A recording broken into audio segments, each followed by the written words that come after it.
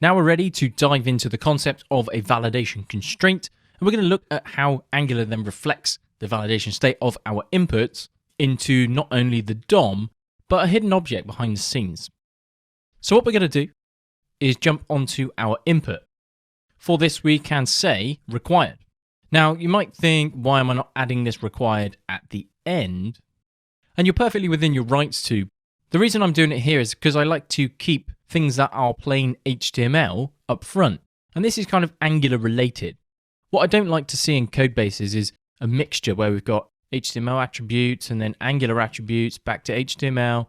And it becomes quite confusing when trying to digest what's actually happening. So I like to just keep all of the Angular related logic at the end because it's far easier to read. Before we go any further, let's have a look. We've added this required.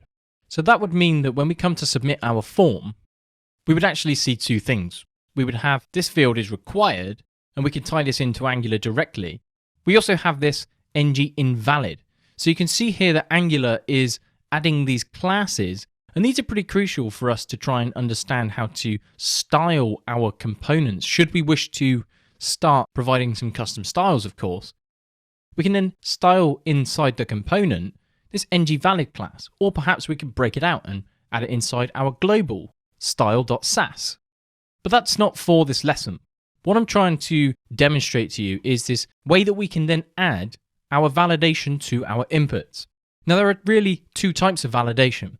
There are the constraints that we can supply. So here we could say input type is text. Input type could be number, or again, the input type could be email. So Angular will then validate all of these for us. So we don't have to worry about managing complex validation, which is also a great benefit of using the Angular framework. So before we dive in too deeply, let's go and add required to our other inputs. We're going to say required for select. Our price is definitely going to be required. Whether or not it is a promo, we could leave it completely optional because we are supplying an undefined value. However, I am going to leave this as required because why not? We can also supply this required to our other radio buttons. So I'm going to put this here instead of after the value because we are actually supplying an Angular style binding. This is just me being slightly picky and I want to just keep the HTML stuff on one side and we enter then the Angular world on the other where we've got some template bindings and an ng model. So we then have our text area with our description inside. We can again add our required. Now, one thing I'm going to talk to you quickly about is this concept of a form status. There is so much to this Angular form behind the scenes. So this form that we're exporting from our hash form ng form definition is our gateway into the Angular world. So here we're just simply logging the form's value.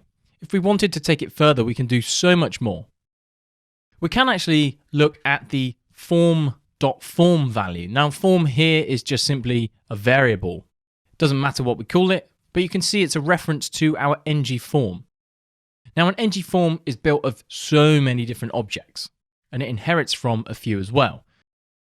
You can see here that we have declared a property, and this .form is in fact a form group. So if we were to save this, we'd see a bunch of changes in the DOM. We've got things such as pending dirty, async validators, parent, pristine, touched, and lots of confusing looking properties. I don't think we really need to get too deep into these right now. What I'm going to show you is this status. We've already looked at our value, so we can actually look at the form itself, and we can say form.form.value, and we get the exact same as if we were to do form.value. But really we want to look at the status. So you can see by default it says invalid. If we then go and fill this in, select an item, we can add a price and provide some text. You can see that now the status has been changed to valid. We can then go and remove this and we then toggle back to invalid. This is an introduction to adding our validation constraints. And we also are now introduced to this form.status. What I suggest you do is check out the Angular documentation on ngForm because there is so much going on behind the scenes and it will really open your eyes to building with Angular's forms. I'm going to show you as much as you need to be very dangerous with Angular's forms, so don't worry too much. So with this in mind, we have bound our attributes to our HTML input elements.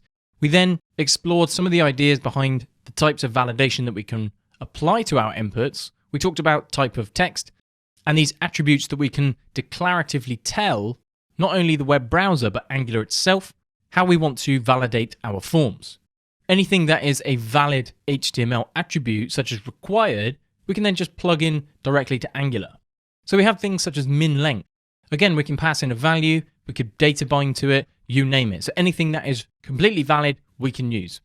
We've then looked at this magical ng form object, this form.status. We're not going to use the status directly, but it might come in handy in the future for you. But in the next lesson, we're going to look at input validation states for each of our individual field inputs, and then start to compose some error messages.